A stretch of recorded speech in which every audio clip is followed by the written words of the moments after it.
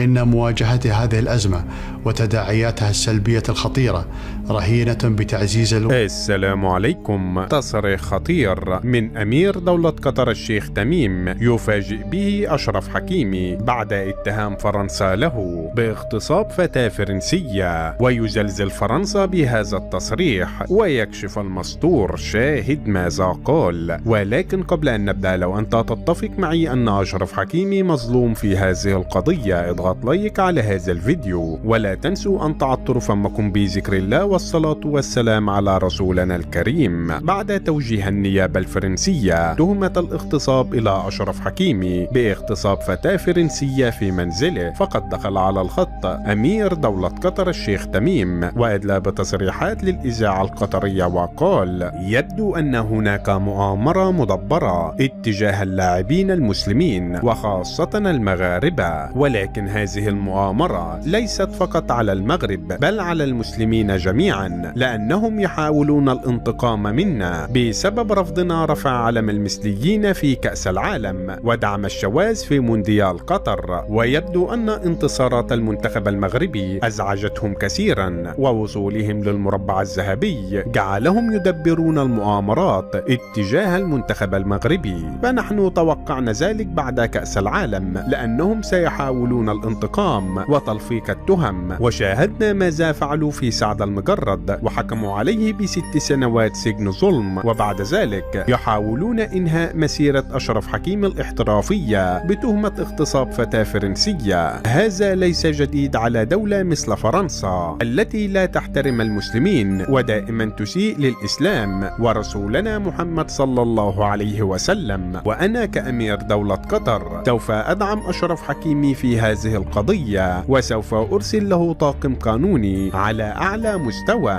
على نفقتي الخاصة من أجل الدفاع على ابننا أشرف حكيمي الذي شرف العرب والمسلمين في مونديال قطر. ولن نتخلى أبدا على أبناء المنتخب المغربي، فهم رفعوا رؤوسنا في مونديال قطر. سوف أتوجه الأسبوع القادم للقاء الرئيس الفرنسي ماكرون من أجل إنهاء هذه الأزمة، لأن أشرف حكيمي يلعب في باريس سان جيرمان الذي تملكه قطر، ولا نسمح بتشويه هذا النادي بسبب هذه الأساليب الحقيرة التي تفعلها بعض المؤسسات الفرنسية. وفي النهاية عزيزي المشاهد، ما رأيك في موقف أمير دولة قطر اتجاه أشرف حكيمي؟ شاركونا بآرائكم في خانة التعليقات، ولا تنسوا أن تدعوا لأخوكم أشرف حكيمي. اللهم فك كربه، اللهم انصره على من يعاديه، اللهم انتقم من فرنسا وانتقم من كل ظالم، اللهم آمين يا رب العالمين. ولا تنسوا الإعجاب بهذا الفيديو والاشتراك في القناة ليصلكم جديد.